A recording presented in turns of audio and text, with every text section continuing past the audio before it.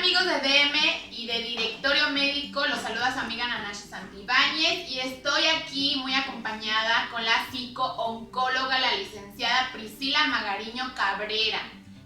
Psicóloga, ¿cómo se encuentra hoy? Hola Nanashi, hola, ¿cómo están todos? Muy bien, gracias a Dios, estamos muy contentos. Estamos contentos de tenerla aquí, psicóloga.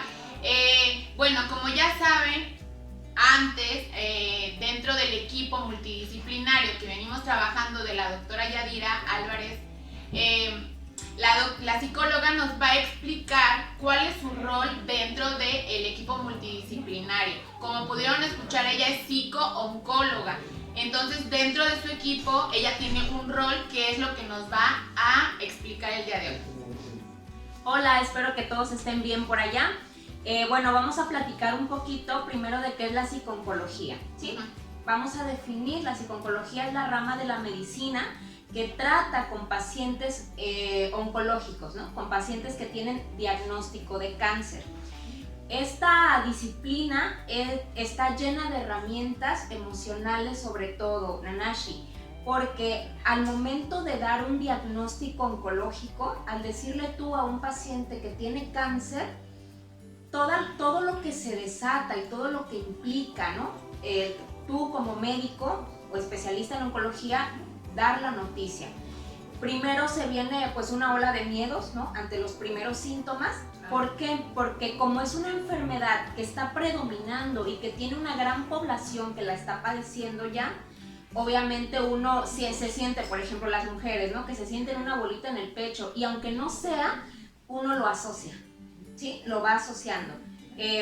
Una tos, por ejemplo, y que no se puede resolver, ya uno se va haciendo a la idea porque dices, bueno, no se resuelve mi problema y entonces los miedos empiezan en el paciente mucho antes del diagnóstico. Antes de saber si es cáncer o no, uno ya está pensando, sí, ya tiene las emociones. Sí, porque viene la incertidumbre de cuál es el diagnóstico que podría darme el médico ante la sintomatología que yo estoy presentando.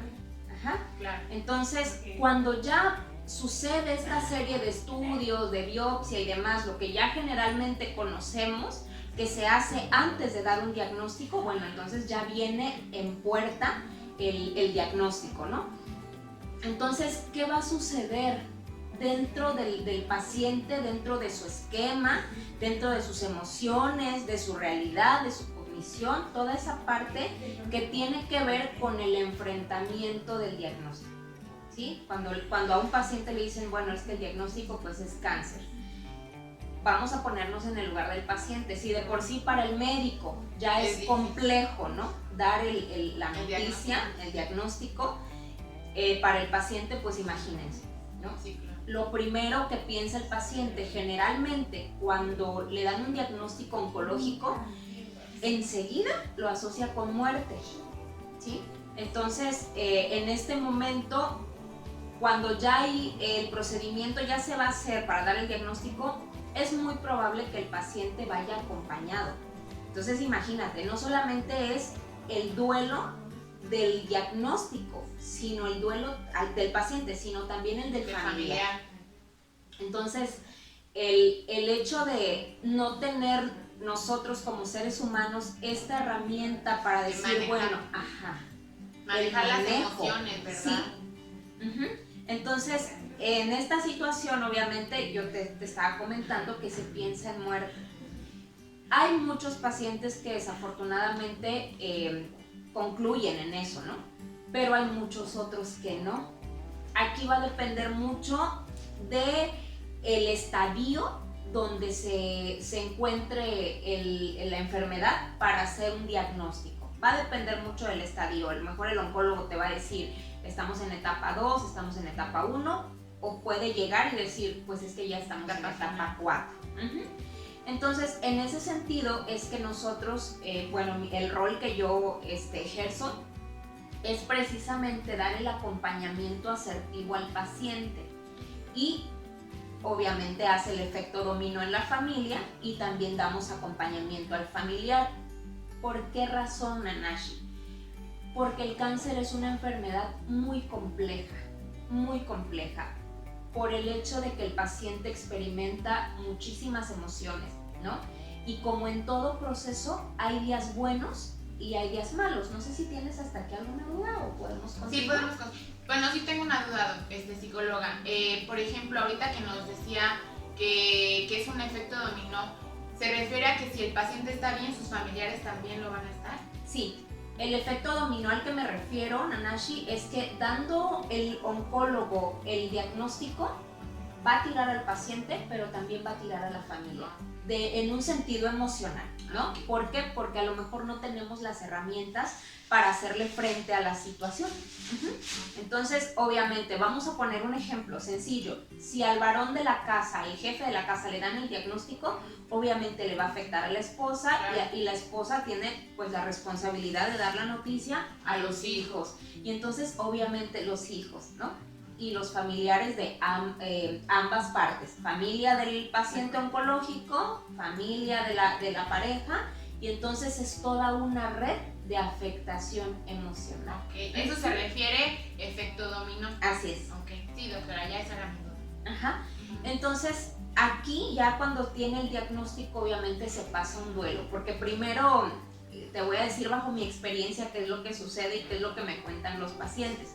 Sucede que no aceptan el diagnóstico, ¿no? Dice, a lo mejor hubo un error, no sé, en la biopsia, hubo un error en el diagnóstico, hubo un error. Entonces, en este proceso de negación, ellos prefieren buscar un segundo diagnóstico, ¿no? Una segunda opinión. Ajá. Entonces, obviamente ya al coincidir los diagnósticos, viene otro proceso, ¿no? El enojo, empieza ya la pregunta de qué hice mal, ¿por qué a mí, ¿no? Yo estoy tan joven, mis hijos tienen tanto por delante, los voy a dejar solos, me voy a morir, ¿no? ¿En qué condiciones voy a dejar a mi familia? Toda esta parte que no nos gusta, yo creo que a nadie, ¿no? No nos gusta enfrentar. Viene una película también de todo lo que hemos hecho bien, todo lo que hemos hecho mal. Entonces, toda esta situación, ¿qué es lo que implica, no? Todo lo que nos va quebrando, y esa es realmente una realidad que enfrentan los pacientes, ¿no? Y en segundo término, ante esta situación, obviamente va a haber un cuidador que es el cuidador especial, el cuidador primario, ¿sí? Que es el que va a estar con el paciente. Ajá. Pero ¿tiene que ser familiar? Generalmente sí, por el tipo de confianza que hay, ¿no? Siempre se asigna a una persona. En caso de parejas, pues es la pareja, ¿no? En caso de mujeres jóvenes, generalmente es mamá, papá. Ajá. Entonces, ante esa situación, pues obviamente se genera ya también un acompañamiento que es especial para el cuidador principal o cuidador primario.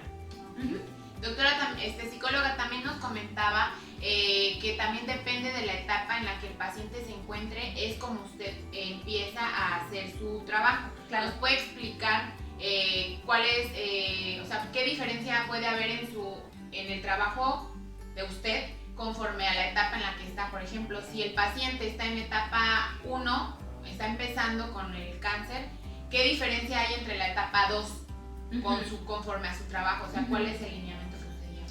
Sí, fíjate que ahí es muy parecido, pero yo he notado que en pacientes que les dicen, pues estamos en etapa 1, etapa 2, tienen mejor asimilación.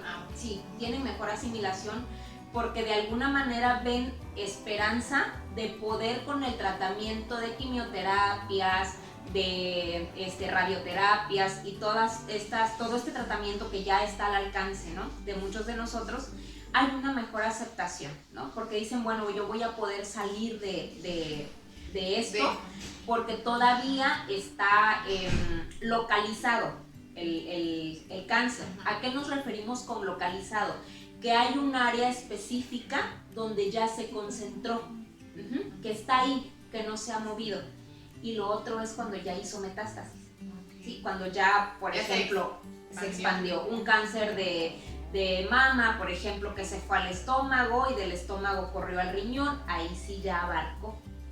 ¿Sí me explico? Sí, entonces, ya es más extenso, o sea, ya abarcó, aparte de la mama, ya se pasó a otro órgano, ¿no? Así Ya es. es más complicado. Entonces, cuando está el cáncer ya de una manera localizada, es mucho más fácil tratar con ellos, ¿no? Porque sí sienten de alguna manera esperanza de poder salir adelante del diagnóstico. Y por el contrario, con pacientes que les han dicho, pues ya estamos en etapa 4, ellos enseguida, muchos de ellos de hecho, se tiran al voy a esperar, ¿no? Obviamente con el dolor. Aquí ya trabajamos mucho más con el dolor del paciente, ¿no? Que el umbral es mucho más alto que en un paciente con etapa 1, con etapa 2, más complejo.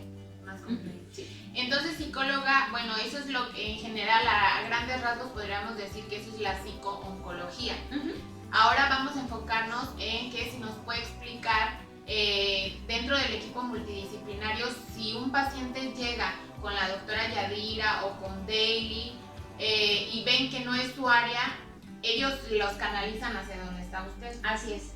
Y si, por ejemplo, llega algún paciente que necesita otro tipo de ayuda, usted también los puede atender como psicóloga. Sí, claro. Pero si no es el caso de su especialidad, usted lo arroja. Así es, lo refiere.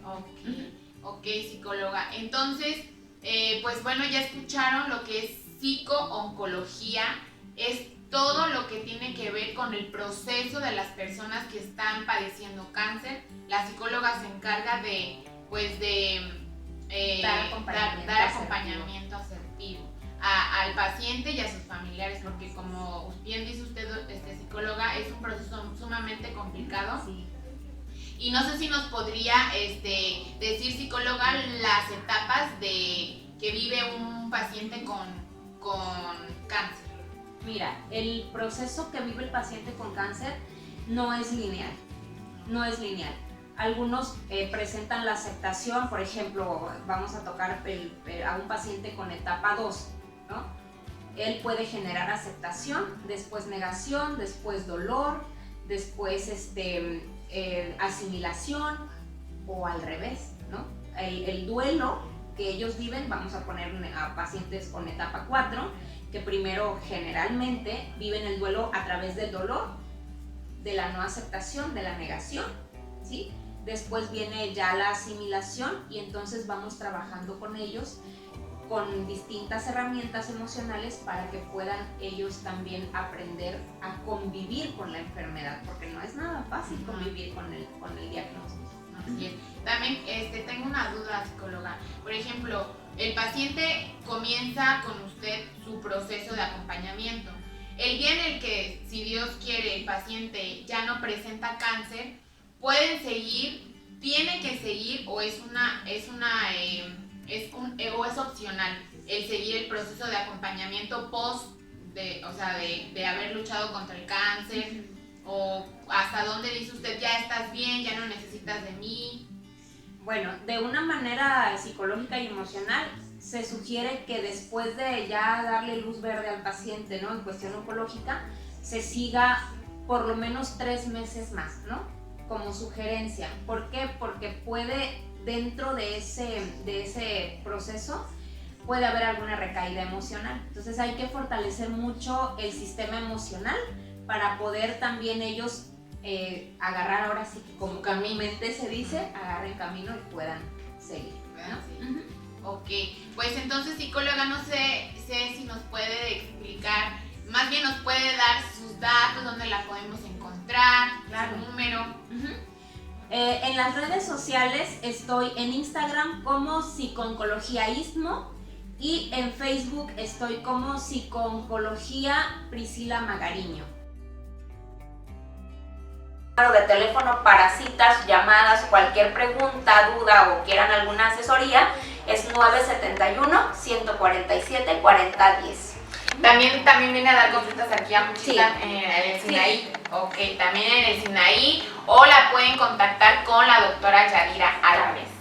Y pues bueno, psicóloga, estamos muy contentos de haberla tenido aquí con nosotros. Gracias. Explicando algo muy importante, que es la psico-oncología, porque lamentablemente personas como yo no sabemos, y como muchos que nos han de estar viendo, no sabemos que mediante un proceso tan complicado como es el cáncer, tiene que haber un acompañamiento psicológico, ¿no? Sí. Entonces es importante para todos y la psicóloga está dentro de el equipo multidisciplinario que están formando aquí en el Istmo de Tehuantepec con la doctora Yadira. Ya tuvimos a la psicóloga Daily, ahora tenemos a la psicóloga Priscila y pues van a seguir los demás integrantes del equipo. Y pues bueno, se despide de ustedes su amiga Nanashi Santibáñez. Nos vemos.